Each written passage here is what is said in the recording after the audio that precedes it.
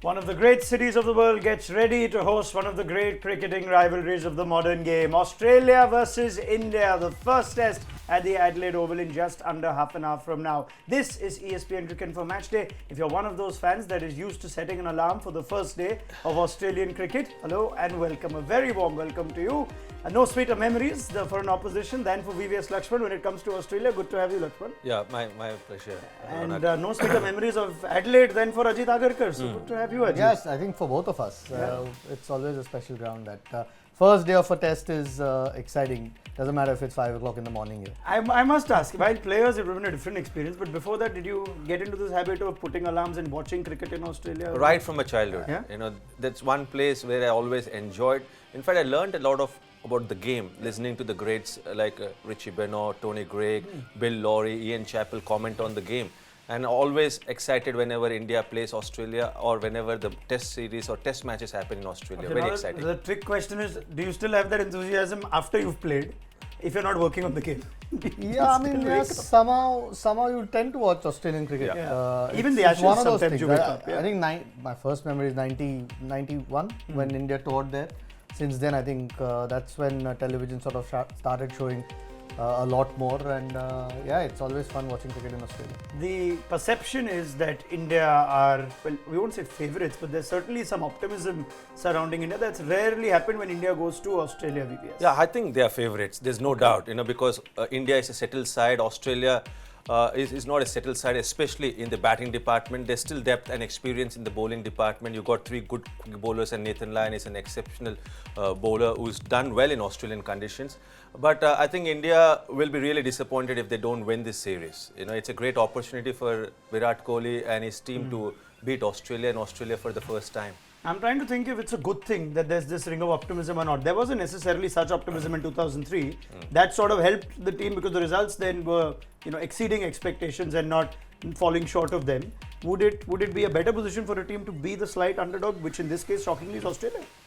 Yeah, I mean, it depends on how they start the series, either team. But would you take a draw in the series? I think India would probably, but I think like Laxman said, you know, they'll be disappointed if they don't win the series because you can see that it's there for the taking. Of course, you've got to play good cricket, and Australia will be much tougher at home. But there's a real chance. I don't think in the history of Indian cricket we've gone to Australia ever being you know, on par at least with the Australian team. That feeling wasn't there in 2003? It was always tough to beat them. I don't think they lost too many series over that period. Anyway, that was they dominated world cricket over those 10, 12, 15 years at that point. So it was a tough team to beat, particularly in those conditions. So 99 was a forgettable draw for India. You went into 2003 a much better looking team, but there was never this sort of confidence, even with a very good group of players, when you went to Australia. Was there, VVS? There was confidence. In fact, in 2003, 2007 and 2011. In fact, when we went in 2011-12 series, I thought that we had the best chance to beat them because there was so much of experience playing in Australian conditions.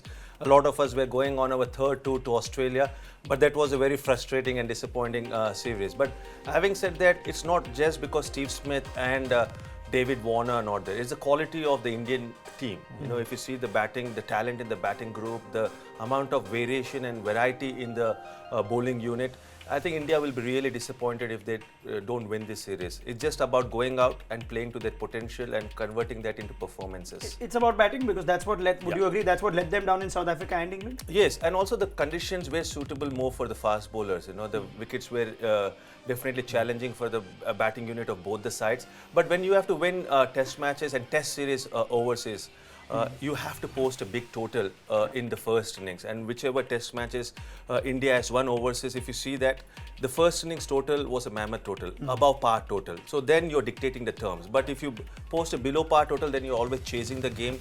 You as a captain or the bowlers have to go on defensive approach, then the home side will always have the advantage. So post a big total in the first innings and then they can dictate the terms. I mean, it might very well be the other way around in Australia. If the conditions are better, the bowlers might have their work cut out and batsmen might have it a little bit easier than they had it in England and South Africa. The opportunity to post that big total lies to India. Virat Kohli has shockingly won a toss. He's not had his luck of tosses of late, but he's called right on the first morning of this test series, and India will bat first. As far as team news goes, they announced the 12 on the eve of the game has become a new trend in Indian cricket, and Hanuma Vihari misses out. Rohit Sharma comes in. If you're following our ball-by-ball commentary, you were somewhat bamboozled with talk of possibly both Rohit and Hanuma Vihari playing at the expense of one opener, but no such surprises by this team. Now Vihari misses out in spite of the half-century scored in his last test against England at the Oval. Let's just see if we have agreement on that call. I know you've said time again that you thought Vihari should play because he was first picked and 50 is not good enough at the moment in Test cricket. It's one of those things. I mean, I kind of understand where the team management think that Rohit could be suited in these conditions, but you've got to feel for Vihari. I don't think he's done much wrong in that one opportunity that he's had. But it is what it is at the moment. Hopefully Rohit's not playing as an all-rounder at number 7. He'll bat at number 6. VVS, Rohit for you ahead of Hanuma Vihari? Yeah, I think that's the right call. Because when you pick someone like Rohit Sharma's experience, yes, I understand that he didn't convert that talent in performances in Test match cricket. But once you have him in the squad, then it's important for you to give him a chance. Yes, Hanuma Vihari got an opportunity and he did well in challenging conditions against good quality bowlers in England in the last test match. But when you have someone as talented as Rohit Sharma, I think it's important to make him play. And I have a feeling that this can be a breakthrough series for Rohit Sharma as far as test matches are concerned, because his game suits, or the Australian condition suits his game. He loves the ball coming onto the bat. He's a good back foot player, and the kind of form he's shown with white ball cricket, I just want him to play with the same mindset, because the game plan he trusts so much in white ball cricket. I just hope that he has a game plan for test match cricket, and he trusts that and shows that belief in the game plan. Once he does that, plays his natural game at number 6, I think he can score runs quickly and can also play an important role in building the partnership with the tailenders, which is so important when you're batting at number 6. You say breakthrough series. I wonder if there are others who think this might be the final series for him to prove a point, because if you look at Rohit Sharma's numbers, it brings open a conversation that enough Indian cricket fans don't seem to agree on, because he's got such a sensational white ball record.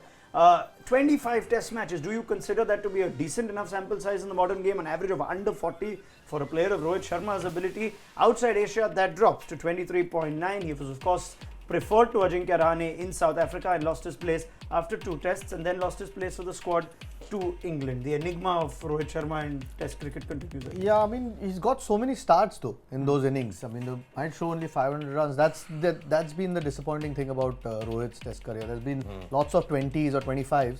You would expect good players to then go and convert some of those at least. And that's those are not great numbers for the quality that we know Rohit has. Hopefully, couldn't ask for a better venue to play a Test match as well. I mean, we haven't seen the pitch yet. Yeah, but he's got to improve on those numbers. I mean, it's tough to think if he has another poor series here, whether then the Indian team still persists with him. It'll be a disappointing thing if he does, because he seems clearly one of those players who should have a really good Test career. Here's the thing though, when they pick a team for the first Test VVS, then you would think that whoever they pick and who's not sure of his play should get 4 Test matches or should get 6 innings or 8 innings. I just Can you hope. afford that to Rohit Sharma? Yeah, you have to. Not only Rohit Sharma, anyone who's playing in the 11 in the first Test, you have to give them the security, and they're not worrying about their place in the playing 11. Only then can they go out, express themselves and play with a free mind.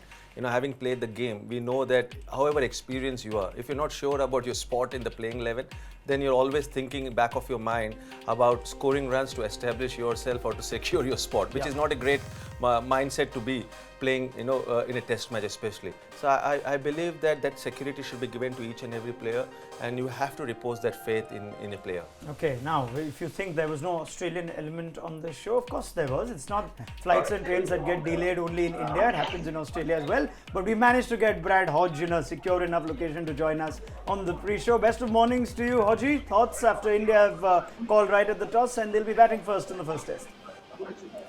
Yeah, and it's a great toss to win. Good morning. It looks a fabulous wicket outside.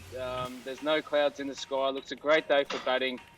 And what a wonderful place for cricket. I know everyone's excited about this particular test match. Big win for Virat Kohli winning the toss and batting first. And I like the selections that they've made.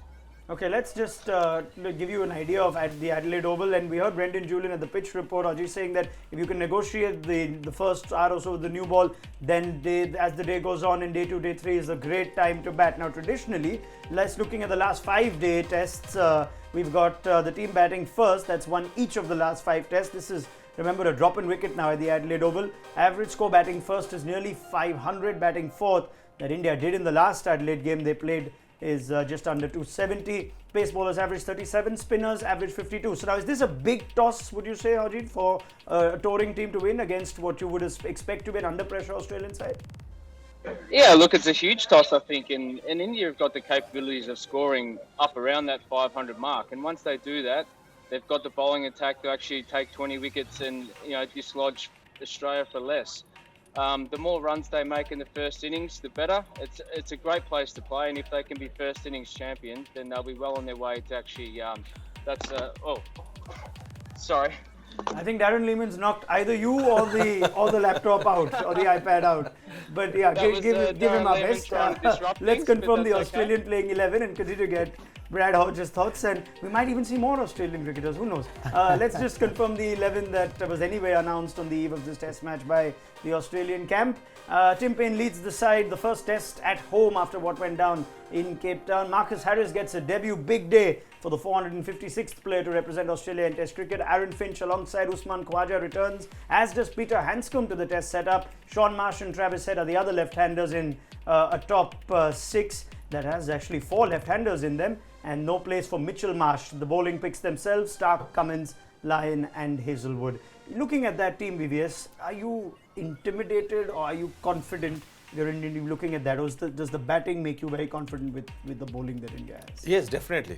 Because there's inexperience, and not the quality we have seen with the previous Australian teams, except for Usman Khawaja, maybe Sean Marsh. None of them give that confidence who can play a big innings. I think when you're playing against a quality bowling lineup like India has, you got Jasprit Bumrah, Shami, Ishan, you got Ashwin. I think all of them have to be at their best. But having said that, it's also an opportunity. See, when the team is struggling, when you don't have 2 of your best batsmen, it's an opportunity for youngsters like Iris is making his debut. Yeah. You got Hanscom, who has done well when he came to India, especially in the Ranchi Test match. So it's a great opportunity for the youngsters to showcase their talent and prove to the world, and especially to Australia public, that we are also good enough, to play for our country and score runs. But that's an inexperienced batting lineup. That being said, if Mitchell Stark comes and gets India 10 for 3, 20 for 3, changes the entire argument. This is still a very, very formidable bowling lineup. Yeah, I mean, look, Australia would have ideally liked to bat. But I don't think they would be too disappointed if there is some help in that first 2 or 3 hours. If they can bowl in the best possible conditions that you get for bowling throughout this test match.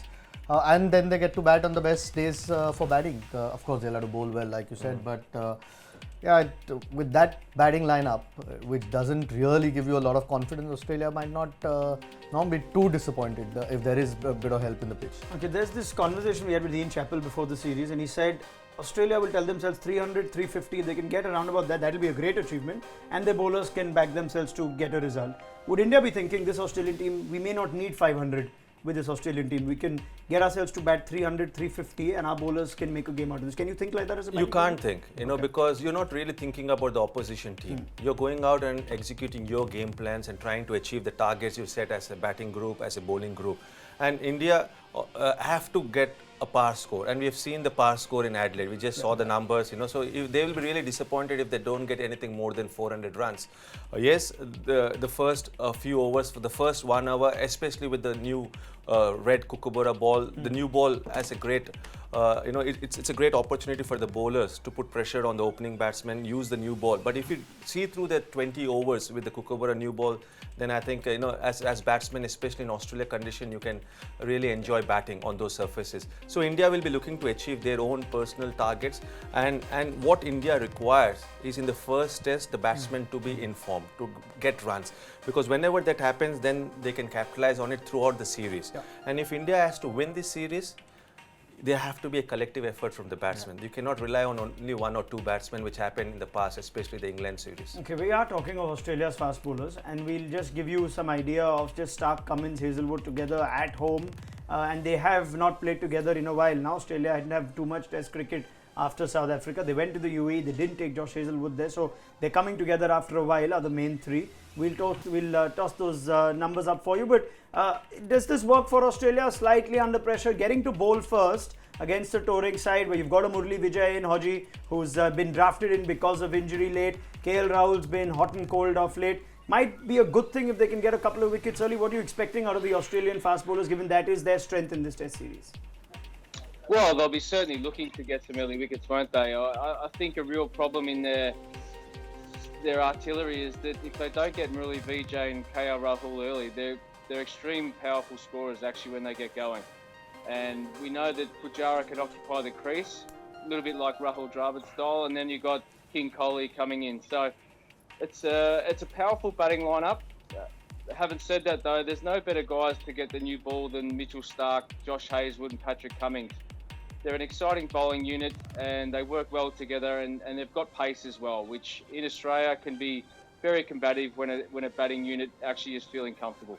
Okay, and that's what Murli Vijay and KL Rahul will have to deal with. Now, it's not just the cricket itself that we're going to look forward to and have the conversation around on ESPN Cricinfo Matchday. I'm delighted to announce a new game that our experts will also be playing. It's called the Fab Four. We just picked it not because VVS Laxman is part of this Test series with us, but that's the name we've given it. These cricketers, these fine gentlemen, Brad Hodge included, are going to pick their favourite four, their Fab Four players for the day. It's a bit like a fantasy game. Depending on how their players perform, these good gentlemen get points, and I won't reveal what they win if they outdo each other. First, we look at the point system and the rules for our Fab 4 game. Now, each run the player gets them 1 point. 50 runs gets you 10 bonus points. A century gets you 20 bonus points. Remember, this is a day's play that we're counting for. Each wicket gets you 20 points. A 3-wicket haul and a 5-wicket haul will get you bonus points additionally. The bowler with the best strike rate for the day also gets you 20 more bonus points. Catch, direct hit, run out gets 10 points. A joint effort for a catch or run out gets 5 points. All points are for the particular day, no carry forwards to the next day. Now, if they do win, maybe you can get a signed copy of VVS Laxman's recently launched book. You're welcome, Lax. Yeah, sure, definitely. Willingly, I'll give that to myself.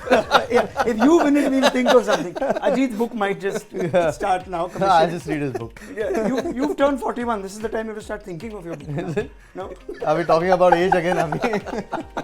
Not with Brad Hodge on the show, he'll still be playing. Okay, but we're going to ask you to pick your Fab 4, and including Bradley Hodge. So why don't you think about it? You know India batting now. Are you going to go for 4 Indians? Are you going to go for Australians? I'll go for 2 Australians and 2 Indians. Okay. For me, it's Murli Vijay, Virat Kohli, Mitchell Starc, and Hazelwood. Okay, so Vijay, Kohli, Starc, Hazelwood, Ajit. So we're supposed to pick different players, are we, or not necessarily? This is clever.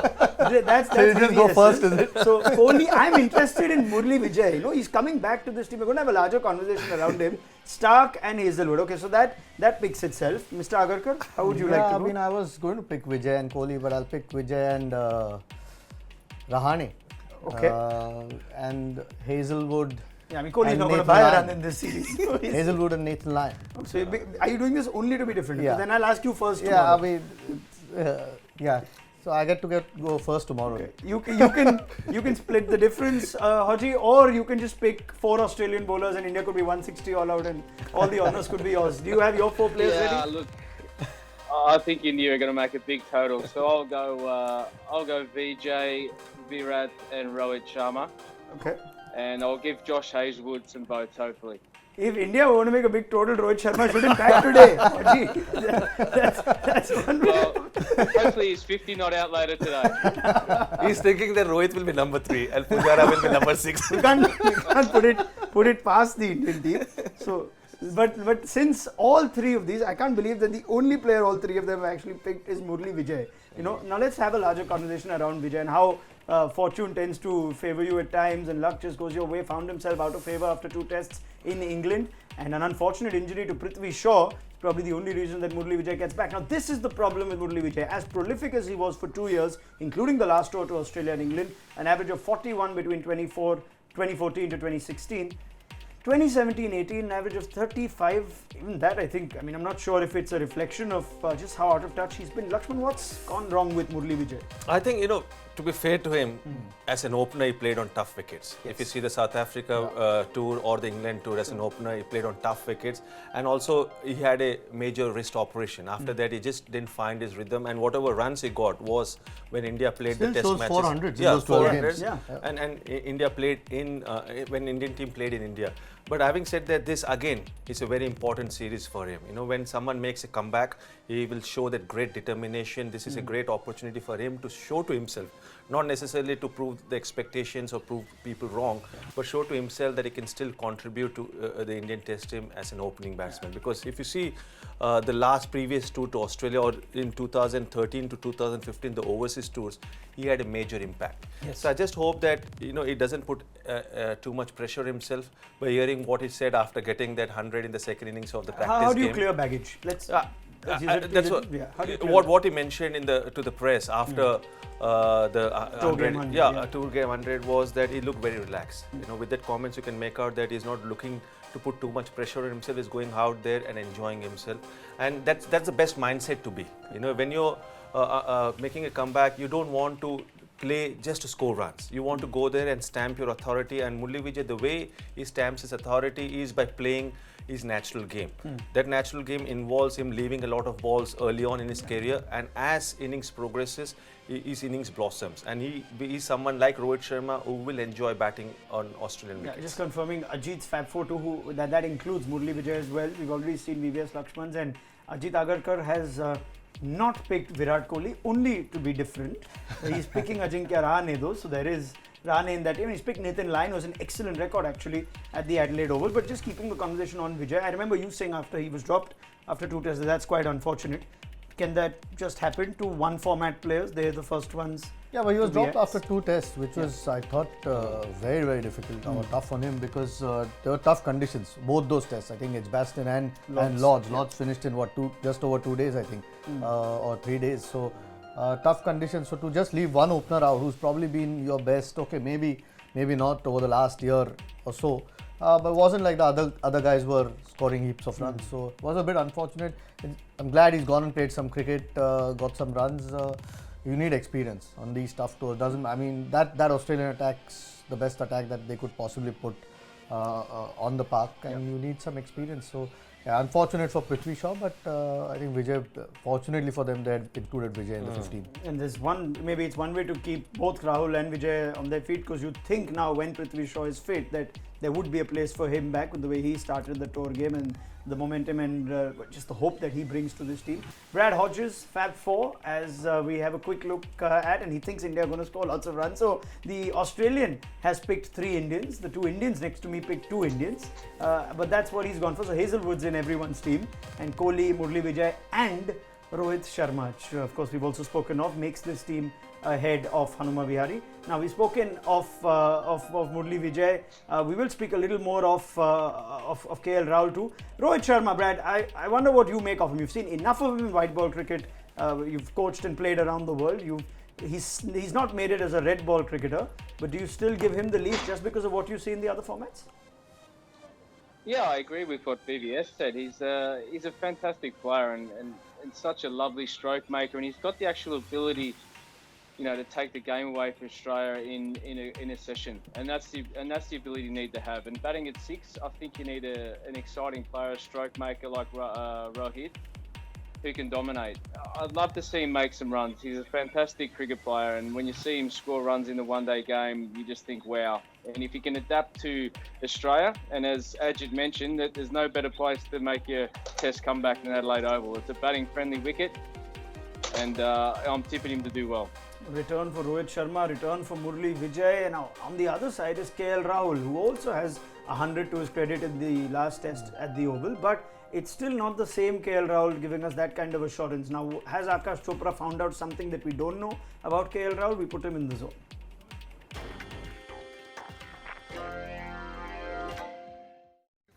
KL Rahul is a fairly organized batsman when you look at him in test matches. But off late, he's had his fair share of troubles against the ball that's come in. Leg before and bowled is that majority mode of dismissals against pace in England and also in India. So what's going wrong? Well, let's head back to England. The first few test matches, what I felt was that head was falling a little and he was moving quite a bit. Perhaps was too eager to cover that outswing of Broad and of James Anderson, and therefore ended up planting his foot across and outside the off stump very often. So what happens then, that if the ball moves away, that's fine, he's in line. But if the ball darts back in from there, he has no hope of putting bat to ball, because then the bat has to come around the front pad and there is no time when the ball is new and the bowlers are fairly quick. So that went wrong at that point in time. But against West Indies, I felt that he's already addressed that problem. His head wasn't falling anymore. His foot wasn't really going across or was getting planted outside off. But then what I felt from the outside was that he was far too consumed with what was happening within his own game instead of focusing on what the bowler was doing. And therefore, he got dismissed in Rajkot and also in Hyderabad. He was late on the ball, late to react. And in international cricket, when the bowler is bowling 140 clicks, there is no room for you being late on the ball. Picking the length, picking the line early is critical. It is imperative. And that's where I thought KL Rahul was stuck at his own crease a lot more instead of thinking about the guy who was 22 yards away. So that's what he'll have to go back and remind himself. Whatever has worked well for him in the past, and if now the head is not falling in the practice sessions, the foot is not going across, that's what he needs to trust and start focusing on the bowler instead of focusing on himself. Gee, we got the whole class of 2003 on this ESPN Cricinfo Matchday show. Akash Chopra there too. You'll see more of his videos as we go forward on the show. KL Rahul, the strange enigma that he's become. He seems to be a guy who gets runs, but it's a different KL Rahul to what we saw in 2014 in Australia. Yeah, not sure why, to be honest. I mean, White ball cricket, IPL, T20? Yeah, possibly it's contributed. Tough conditions in England, you've got to remember. I mean, but you still expect a player of his quality to start getting better. I think he's played, 30 test matches now? Yeah. That's a fairly long time to settle as a player. So, yeah, he's got to start getting more consistent. Better conditions there will be to bat once he negotiates the new ball. Whether he can do that, it's always a question. Now, just finding ways to get out at the moment. Can he tell himself to play less shots? Because I saw that Oval innings, he just was determined in different match situation and series situation.